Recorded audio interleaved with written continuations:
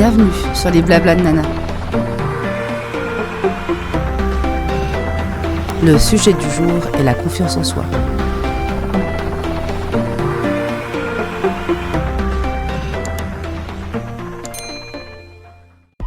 Bonjour à tous, excusez-moi, j'ai un petit peu le nez pris, donc j'espère que ça vous dérangera pas trop pendant cette séance de podcast. Aujourd'hui, nous allons parler de la confiance en soi. À l'heure actuelle, j'ai réussi à avoir confiance en moi, mais je vais vous expliquer comment j'y suis parvenue. Tout simplement. Il faut savoir que du coup, ça a été très compliqué pour moi. Comme je vous disais dans un précédent podcast, c'est que j'ai vécu des choses pendant l'école primaire notamment, qui m'a complètement détruit la confiance en moi à cause de la fameuse maîtresse qui frappait ses élèves, dont moi. Et ça m'a vraiment suivi très très très longtemps jusqu'au collège.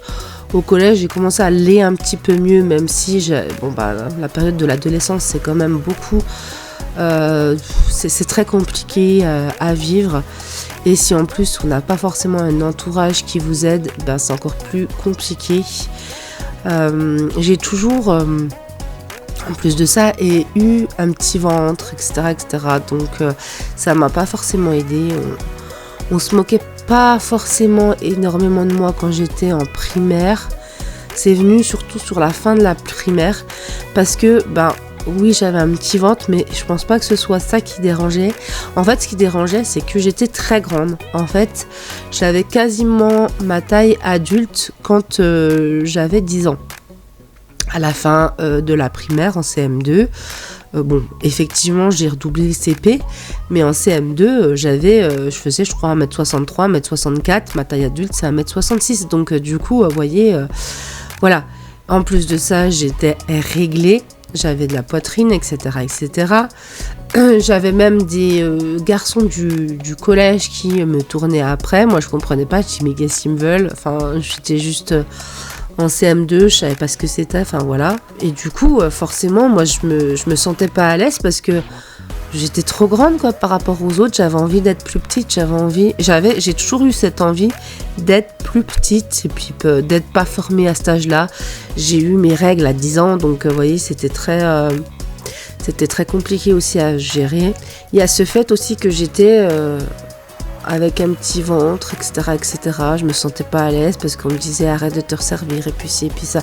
Je sais que c'était pas forcément méchant, puisque c'était ma grand-mère qui me faisait forcément ce genre de réflexion la plupart du temps, des fois mon grand-père, mais c'était surtout ma grand-mère.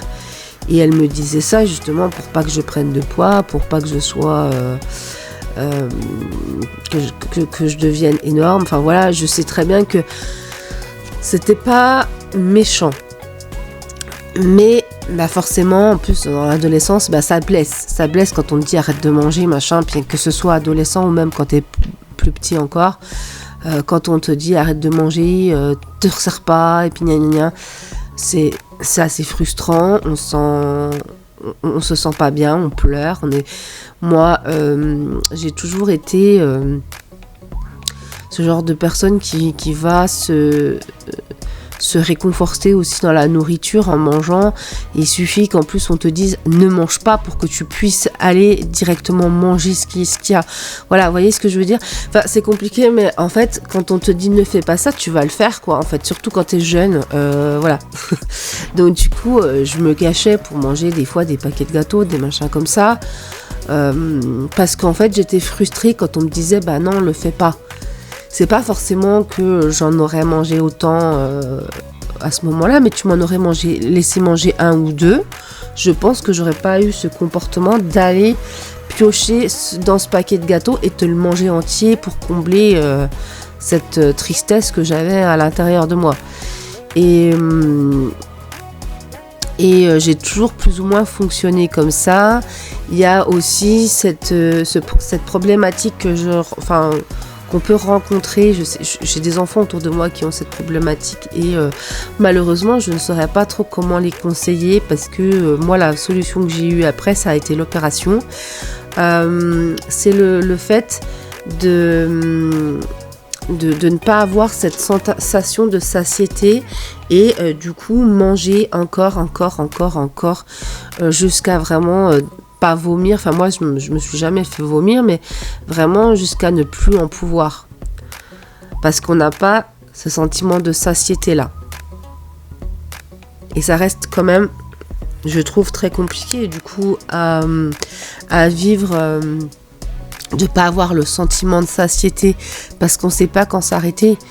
Et même si j'arrivais à me contrôler sur tout ce qui est grignotage en étant adulte, eh bien pendant le repas je n'avais pas cette sensation là aussi de satiété. On peut aussi en faire l'objet d'une vidéo, quoique je pense que cette vidéo là correspond quand même pas mal, parce que la confiance en soi, ça joue aussi beaucoup avec ton rapport du corps. Mais en tout cas moi mon rapport était compliqué, parce que j'allais pas, en étant adulte j'allais pas forcément grignoter, mais quand je mangeais bien, et voilà.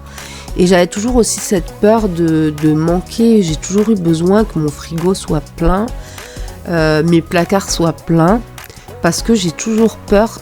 Alors ça, est-ce que ça vient aussi d'un problème d'éducation, parce que ma mère avait pas beaucoup d'argent, c'est possible aussi, mais en tout cas j'ai toujours eu peur quand on commence à plus avoir dans le frigo, à me dire oh là là, on va jamais finir le mois, on va jamais pouvoir manger et tout. Donc ça, c'était aussi très très frustrant. Enfin, quand j'étais ado, donc j'ai été hyper frustrée et tout. Il y avait des garçons qui s'intéressaient à moi, mais j'osais pas, parce que j'avais peur qu'ils se moquent de moi en fait, alors qu'en fait non. Enfin, il y en a un, je sais très bien que c'était pas ça, il voulait vraiment sortir avec moi, sauf que moi je l'ai rejeté, alors que c'était un des plus beaux garçons que je le trouvais super joli, et c'était un des plus beaux garçons du collège, soyons honnêtes. Et moi j'ai pas voulu. J'ai pas voulu, parce que j'avais juste peur qu'on se moque de moi, et j'avais vraiment pas confiance en moi à ce moment-là. Et en grandissant, ça s'est pas forcément arrangé. Et j'ai dû attendre quand même l'âge adulte, tout simplement, puisque comme je vous dis, je n'avais pas confiance en moi, j'avais peur de l'abandon aussi. Et les garçons que je rencontrais au début, enfin dans ma tête, j'étais là, bon, de toute façon, je pourrais pas trouver mieux. Enfin, il y en a que j'ai rencontrés avant mon mari, j'étais là, mais de toute façon, je pourrais pas trouver mieux. Donc il faut que je me contente de ça, quoi. Alors que c'était des saloperies, hein, clairement. Enfin, je veux dire, il y en a un, il mentait, il trompait sa femme, ou je sais pas quoi. Enfin, apparemment, il avait une meuf à côté. En plus, il avait déjà un enfant. Et moi, j'avais que 19 ans. Enfin, mais c'était lunaire. Et moi, je pardonnais. Et en plus de ça, il était au moins en surpoids, voire en obésité. Et il me disait qu'il voulait que je maigrisse. Donc c'était quand même le pompon sur la Garonne, alors que lui, il était très mal placé pour parler, et il était pas du tout à mon goût, mais je pensais ne pas trouver mieux. Donc si tu trouves pas mieux, faut que tu te contentes de ce que tu as. Mais non, mais je veux dire, à un moment donné, non, quoi, essaie de te trouver quelqu'un de bien. Et je suis vraiment très heureuse d'avoir trouvé mon mari, parce que lui, j'ai jamais eu aucun reproche sur mon poids, même quand j'ai pris du poids à cause des grossesses nerveuses et compagnie. J'ai pris 40 kilos, donc ça, pareil, quand je vous parlerai de notre parcours PMA, mais j'ai pris beaucoup de poids, je n'ai jamais eu une seule réflexion de sa part, même de sa alors après, peut-être que les gens parlaient dans mon dos, mais en tout cas, de son côté, de sa famille, j'ai jamais eu de réflexion par rapport à mon poids, tout du moins. Par contre, un jour, j'ai renoué contact avec mon géniteur. Et lui, alors il se gênait vraiment pas pour dire des saletés sur moi, dire qu'il avait honte de moi dans la rue quand il était avec nous. Mon mari n'a jamais dit ça. Il a fait des réflexions à mon mari, il m'a fait des réflexions à moi sur mon mari. Et je ne comprends même pas comment on a pu accepter ça sur le moment. C'est venu après, parce que je pense qu'on s'était pas forcément rendu compte tout de suite. C'est quand même venu après, mais voilà. En tout cas, moi, ce qui m'a énormément aidé, surtout, et en plus de ça, je trouve ça génial Depuis le début, mon mari m'a toujours soutenu, m'a toujours réconforté, m'a toujours dit non mais t'inquiète pas, je me suis pas mis avec toi pour t'abandonner parce que j'avais vraiment cette peur de l'abandon. Donc il m'a toujours dit, et ça a duré un petit moment hein, parce que même un petit peu après notre mariage, ça a continué. Mais en tous les cas, j'ai toujours été rassurée par lui, il m'a toujours dit que j'étais belle et tout. Il a toujours été attiré par moi. Jamais eu une seule réflexion par rapport à quoi que ce soit sur mon physique. Vraiment, même quand j'ai fait mon poids maximum, je n'ai jamais eu de réflexion. Et il a toujours évoqué le désir envers moi. Donc ça, clairement, quand tu trouves quelqu'un comme ça qui... Alors, je vais pas dire te glorifie, mais te trouve toujours belle, magnifique, dans n'importe quelle situation, quand tu es enceinte, quand tu grossis, etc., ou même quand tu es malade comme un chien, il est toujours là à me dire que je suis belle, et c'est ça. Et franchement, et c'est ça qu'il faut se trouver déjà pour toute la vie, quelqu'un comme ça qui te dit que tu es belle et tout. Ensuite, il y a autre chose qui m'a beaucoup aidée, mais qui a vraiment, là, pour le coup, avancé ce truc. C'est quand j'ai ouvert ma chaîne YouTube. Bon, faut quand même que je vous dise, avant que j'ouvre ma chaîne YouTube, j'avais créé un petit blog et tout, où je mettais des photos, j'étais pas spécialement... je savais pas bien me maquiller et tout, j'ai commencé à regarder des tutos, à apprendre toute seule, mais... À ce moment-là, j'étais pas non plus au top au début. Hein. Et petit à petit, je me suis dit, tiens, c'était vraiment au tout début où YouTube alors pas à commencer, hein, puisque ça fait depuis 2006, si je dis pas de bêtises, que YouTube, ça marche un peu. Mais bon, c'était quand même en 2011, si je dis pas de bêtises, où là, je me suis vraiment lancée dans les vidéos. J'ai commencé avec, c'était à l'époque mon téléphone portable, c'était un des premiers téléphones portables où tu avais une caméra devant et derrière, donc je pouvais avoir mon retour écran par devant. Alors du coup la qualité était forcément moins bonne que si j'aurais filmé par derrière, mais au moins quand je filmais par devant, j'avais le retour et je me voyais. Et je pouvais donc... faire des montages vidéo avec les vidéos que je filmais sur mon téléphone. C'était un HTC Chacha, je ne sais pas si vous voyez ce que c'est, mais en tout cas c'était vraiment un des premiers téléphones à avoir la caméra devant. Et donc j'ai commencé des vidéos comme ça, on voyait que j'étais pas à l'aise et tout, et petit à petit j'ai commencé à avoir une communauté qui était extrêmement bienveillante. J'ai eu très peu, surtout au début, vraiment, mais très peu de messages négatifs, donc ça m'a beaucoup aidée. Et petit à petit, je me suis de plus en plus ouverte, et franchement, ce qui m'a le plus aidée, je pense sincèrement que c'est justement cette communauté sur YouTube qui était bienveillante et qui faisait vraiment... qui me poussait toujours vers l'avant, quoi. Donc franchement, je remercie YouTube de m'avoir apporté tout ça. Bien que oui, effectivement, bien plus tard, ça s'est dégradé. Alors, je parle pas de ma confiance en moi, mais je parle de la communauté en général. Les gens commentaient de moins en moins. Alors, j'ai arrêté YouTube il y a 3-4 ans maintenant. Oui, parce que du coup, ça devait être en 2020. 2021 au pire, parce que bon, en 2020, quand il a commencé à y avoir le Covid et tout, j'ai quand même commencé à vraiment diminuer les vidéos. Je trouvais que c'était... Alors, je pense que le Covid a fait que on a changé de priorité, on voyait les choses autrement aussi. Et du coup, j'avais plus envie de faire des vidéos. Je trouvais que c'était du coup devenu un peu superficiel. Je voyais plus du tout cet intérêt de faire des vidéos, sachant que du coup les gens commentaient de moins en moins.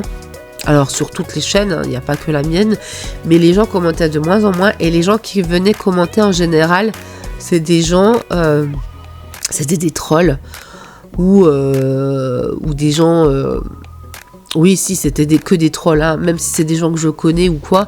Mais en tout cas, c'était des trolls qui venaient pour dire « Ah, mais alors, ton mari, il dit quoi que t'as grossi ?» Mais pardon, j'avais pris peut-être 1 ou 2 kilos et encore, et puis, enfin, ça se voyait pas forcément tant que ça.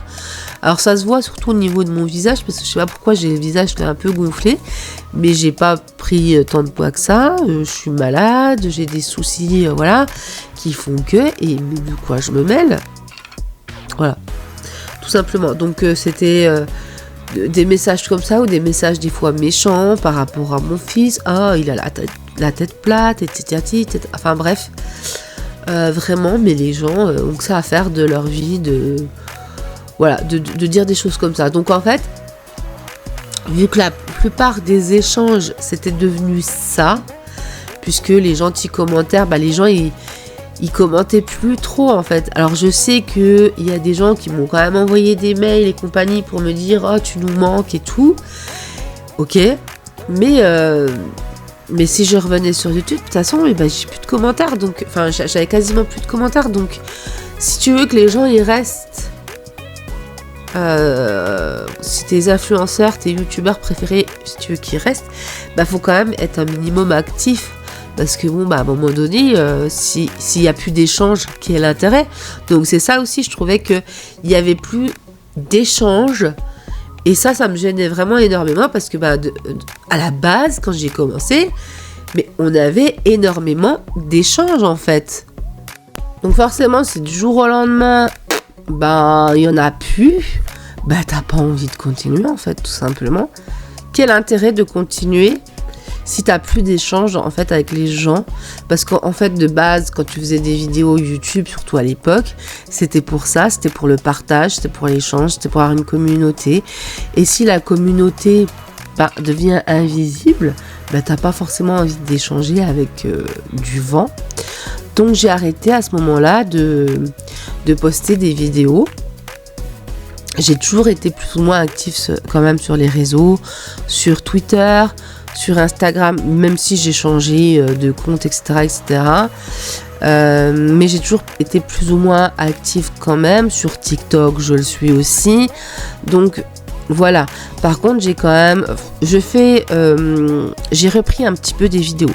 J'ai repris des vidéos, mais pas du tout dans le même genre. Puisque ma chaîne, je vous le dis pour ceux qui ne savent pas, ma chaîne principale, c'était lifestyle, beauté, unboxing, haul, vlog aussi. Pendant un gros moment, j'ai fait des vlogs. Ensuite, sur ma vie de maman, puisque quand j'ai commencé en 2011, je devais avoir... je sais plus, une vingtaine d'années. Et puis quand j'ai fini, j'avais une trentaine d'années. J'étais devenue maman. J'avais réussi ce parcours et j'ai vécu énormément de choses. Puisque quand j'ai commencé, j'étais malheureuse. J'étais pas malheureuse avec mon mari, mais j'étais malheureuse dans le sens où je voulais être maman et j'y arrivais pas. Et c'était vraiment mon but. Enfin, il y a des gens, ils ont le but c'est la carrière ou machin, ou c'est de voyager. Tout. Moi, mon but dans ma vie, c'était de devenir maman. Donc à ce moment-là, ce n'était pas possible. Je savais déjà que on ne pouvait pas avoir d'enfants naturellement, qu'on était obligé de passer par un parcours PMA. Ce qui fait que ça a été compliqué à digérer déjà, puisque j'ai dû l'apprendre en 2008-2009. On a fait des examens. Ensuite, on était dans le sud-ouest, et ensuite on allait à Toulouse pour justement faire des examens pour mon mari, parce que le plus important venait de lui. Donc il fallait qu'ils fassent des examens et puis autoriser des trucs et des machins. Mais ce qui fait que du coup, ils n'ont pas fait d'examen à l'époque sur moi. Donc quand on a dû refaire le parcours, enfin le continuer dans le Doubs, ça a été compliqué parce qu'il a fallu tout recommencer, puisque moi, il m'avait fait aucun examen. Voilà, parce que moi à l'époque ils m'ont dit de toute façon pour qu'on puisse continuer la procédure PMA, il faut que vous perdiez au moins 20 kilos. Ce que je peux comprendre puisque j'en avais pris 40, rappelez-vous,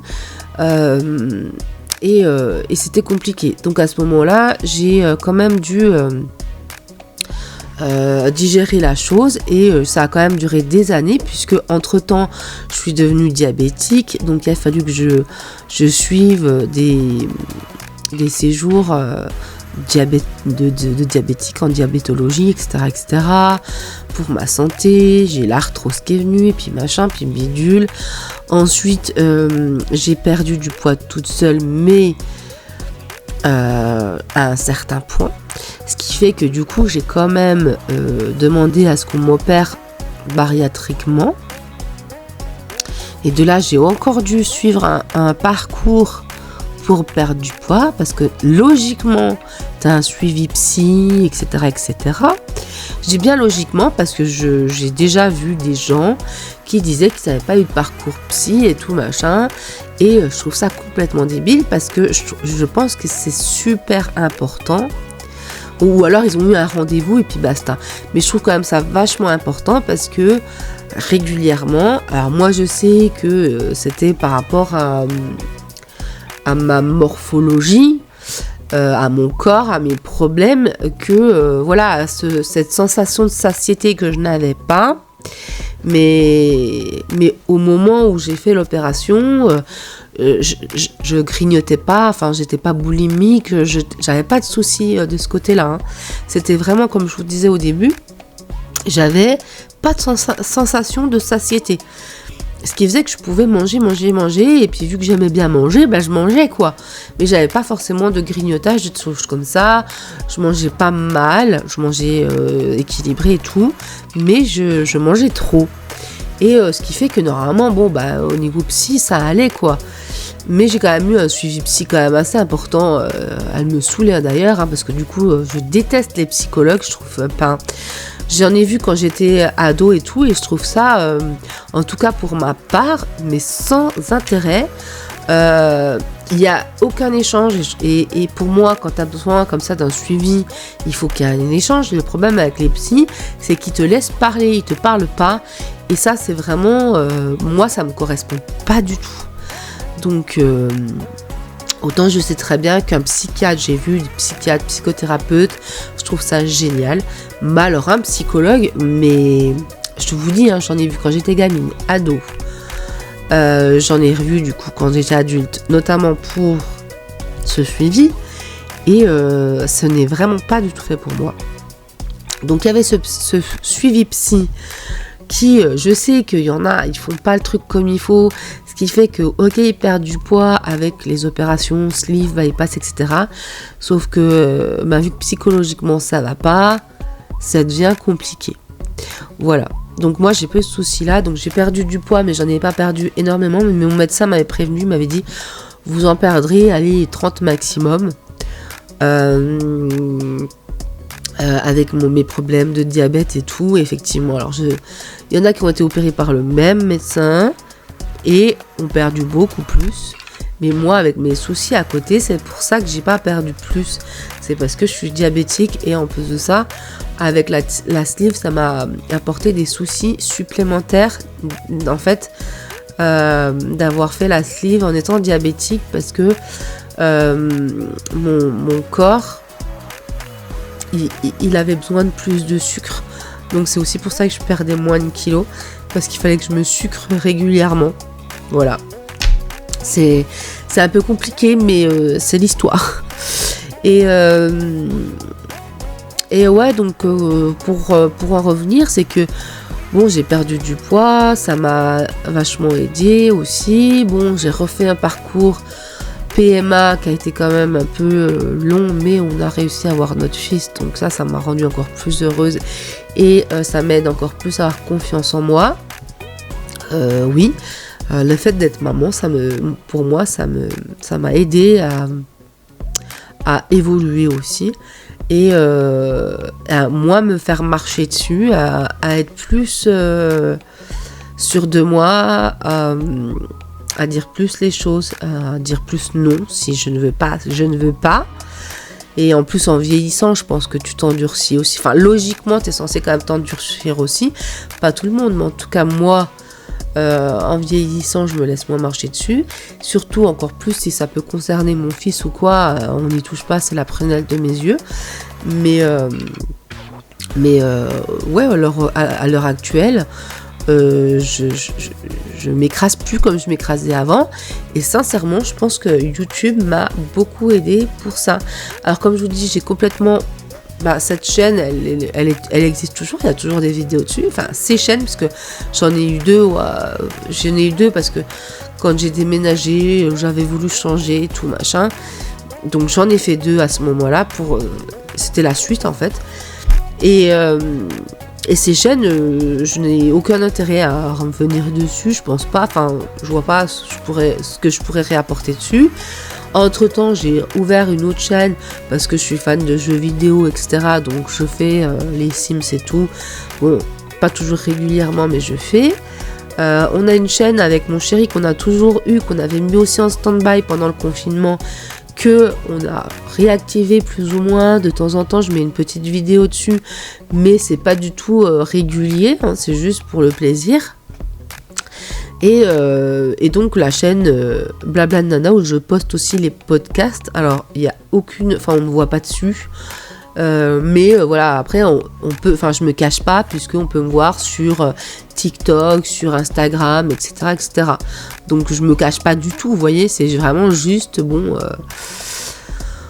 c'est juste que j'ai plus envie de me casser la tête à faire des montages, des bidules pour des vlogs ou des hauls ou des machins et des vidéos qui ne m'intéressent plus, parce que c'est pas des vidéos que je regarde non plus, donc je suis pas hypocrite. Je vais pas faire des vidéos que moi je ne regarde plus non plus.